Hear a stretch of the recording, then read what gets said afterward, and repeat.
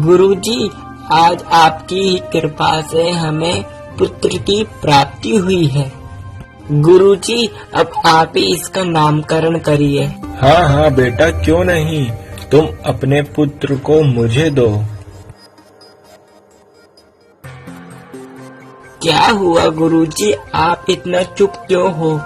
बेटा, एक चिंता का विषय है, पर मैं उस बात को कहने से डर रहा हूँ। ऐसी क्या बात है गुरुजी जो आप कहने में इतना डर रहे हो? बेटा, गुरुजी साफ साफ बोलिए, बात क्या है? बेटा, जब तेरे पुत्र की आयु 10 बरस की होगी, जब इसकी मृत्यु तेरे हाथों होगी। हीरालाल और उसकी पत्नी बाबा की बात सुनकर चौंक जाते हैं। किंतु गुरुजी, मैं मेरे पुत्र को क्यों मारूंगा? ये पुत्र की प्राप्ति के लिए मुझे 10 वर्ष से भी अधिक का समय लगा है। तुम्हारी बात सत्य है, किंतु जो इसके भाग में लिखा है मैं तो वो बता रहा हूँ।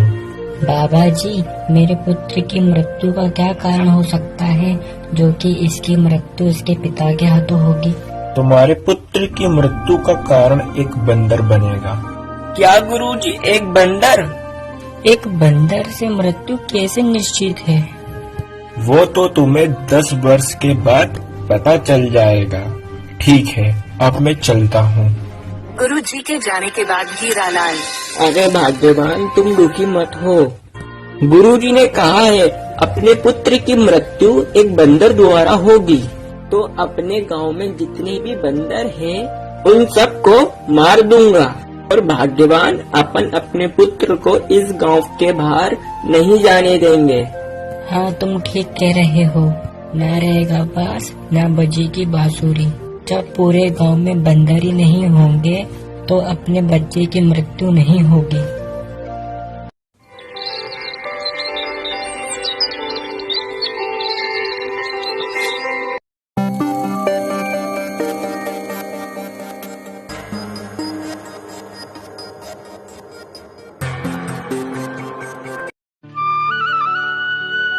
ले बाबू ले, केला खा, केला।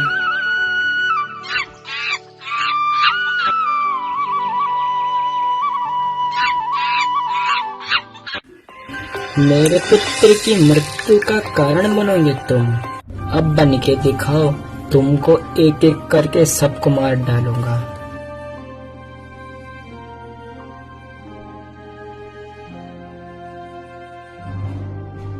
मेरे पुत्र की मृत्यु का कारण बनेगा तू? रुक, तुझे अभी बताता हूँ। एक एक करके पूरे गांव के बंदरों को मार डालूंगा।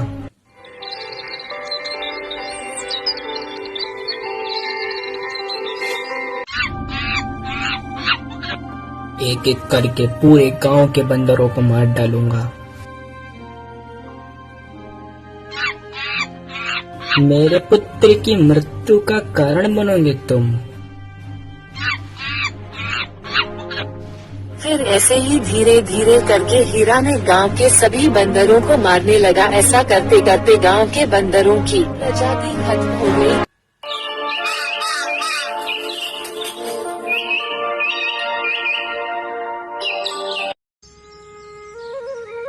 10 साल बाद भाग्यवान, आज अपना पुत्र पूरे 10 बरस का हो गया। और भाग्यवान, अब कोई चिंता की बात नहीं है, क्योंकि मैंने अपने गांव के सभी बंदरों को मार दिया। आज मेरा पुत्र 10 बरस का हो गया। इस खुशी में मैं पूरे गांव में मिठाई बांटूंगा। पुत्र, तू जाके तैयार हो जा, फिर अपन दोनों साथ में चलेंगे।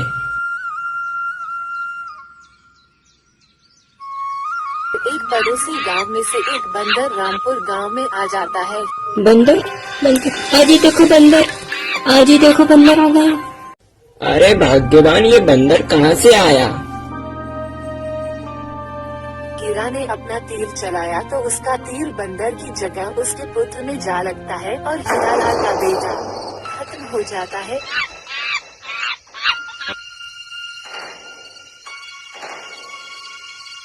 और इसी तरह साधु की बात सच हुई। पुत्र की मृत्यु उसके पिता के हाथ ही हुई। बेटा, जब तेरे पुत्र की आयु 10 बरस की होगी जब इसकी मृत्यु तेरे हाथों होगी। हाँ, तुम्हारे पुत्र की मौत का कारण एक बंदर बनेगा।